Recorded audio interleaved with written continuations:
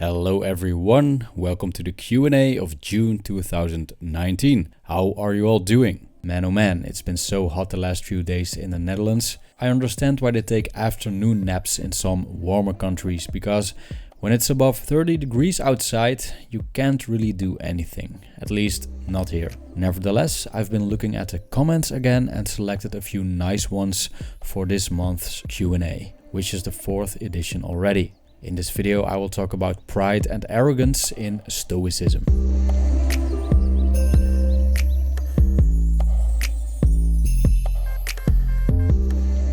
First of all, thank you Temple for becoming a supporter on Patreon.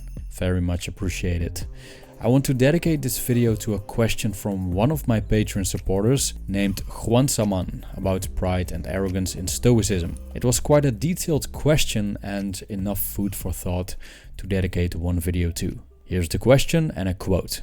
I'm very fond of this philosophy, but I also consider humility a great value.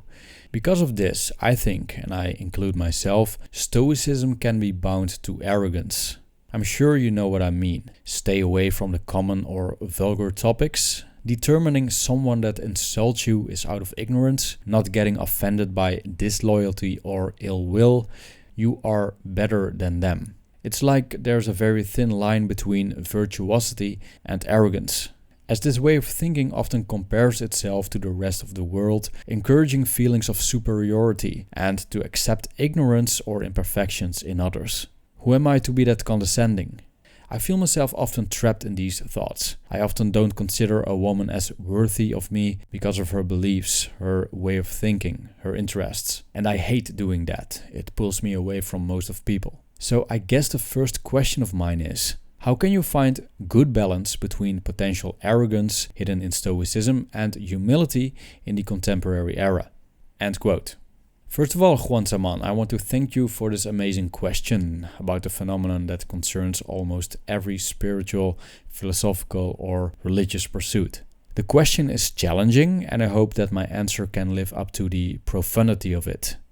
Now, the first thing that comes to mind when I read your question is something called spiritual pride, which we see happen very often. It's the classical example of someone embarking on this spiritual journey and feels superior to others as a consequence.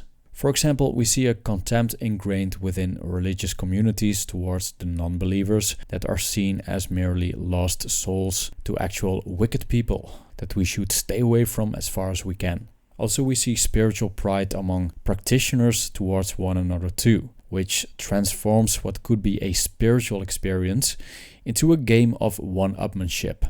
These people say, look, I'm more enlightened than you, I'm more God-loving than you, I'm more grateful than you, I'm meditating more than you. In the same way, Stoics could say to each other, I'm more stoic than you. If one lives his or her spiritual life in that way, yes, I think there's a degree of arrogance involved.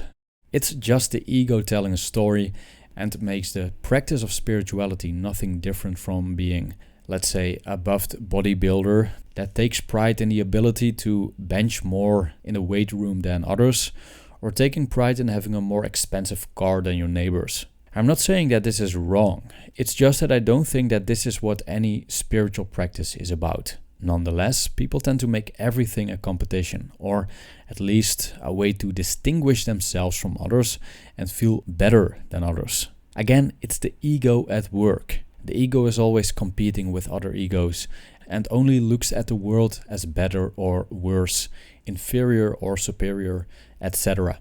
It's a never-ending cycle, and I think that a philosophy like Stoicism could actually be a vessel to weaken the ego and be more compassionate and humble. Marcus Aurelius, for example, if you read the Meditations, you will see that he is a very humble man, especially for an emperor. He is selfless, sacrifices himself for the greater good, and actually warns us to not be prideful, but virtuous instead.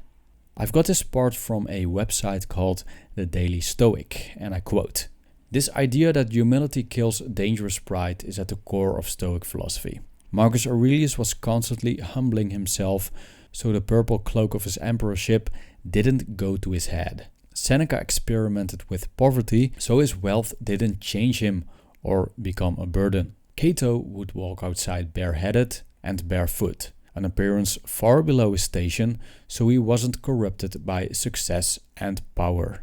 End quote. As far as I understand, you say that Stoic ideas like staying away from the common or vulgar topics, determining someone that insults you is out of ignorance, not being offended by disloyalty or ill will, somehow implies that, quote unquote, you are better than them. Well, I don't think this is necessarily the case. It really depends on how you see it. You could stay away from common or vulgar topics because we think that people and the topics they talk about are beneath us. I admit that when you read the Enchiridion by Epictetus, it's almost like he indeed speaks from a superior position with contempt towards the vulgar. I don't know if this was the case, but if this was the case, I would say yes, there is indeed a degree of arrogance involved. However, we could also look at this situation from a place of wisdom. When you hang around long enough with people that only talk about sex, Netflix, Tinder, and drink beer while they are doing so, for example, we eventually become those people.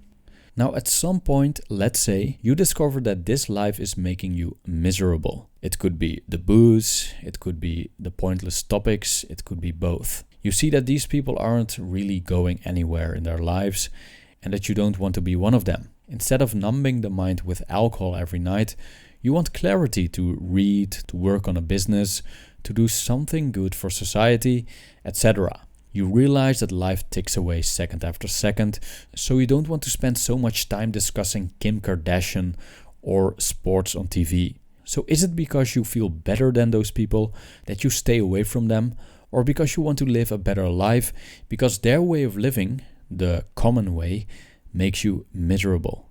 I think these are two different things.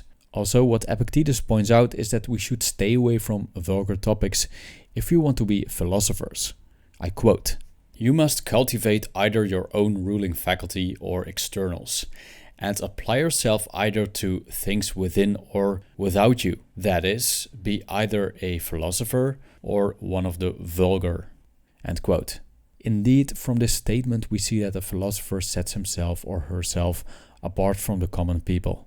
Epictetus describes the vulgar person as someone who isn't wise, someone who relies on these external things he describes at the beginning of the Enchiridion. This isn't good because, according to the Stoics, we should focus on the things that are within our control and not the things that are not in our control. Now, here's the thing with arrogance. Arrogance is an emotion that comes from relating to other people that aren't within our control.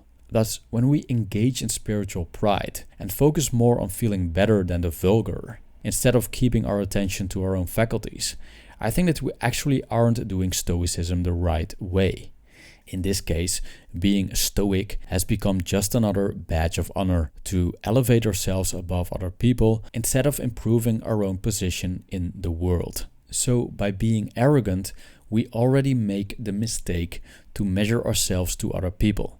It's the "look at me, I'm a Stoic and therefore I'm better than you," which is nothing more than a covert way to achieve a certain degree of reputation among other people. Reputation is outside of our control, so this shouldn't be the focus. When someone insults you, saying that this person does that because of ignorance doesn't have to mean that this person is inferior. It's simply the observation that insulters either have an opinion about something that they don't know enough about, or that the insult is a product of not having their own faculty in order. It doesn't mean that you're better than them. I just see it as a human flaw that we all have, in a more compassionate way. Such a stance is more acceptance-based instead of fault-finding. So to answer your question, how can you find good balance between the potential arrogance hidden in Stoicism and humility in the contemporary era? Now we have explored potential arrogance hidden in Stoicism, I think that the solution is very simple.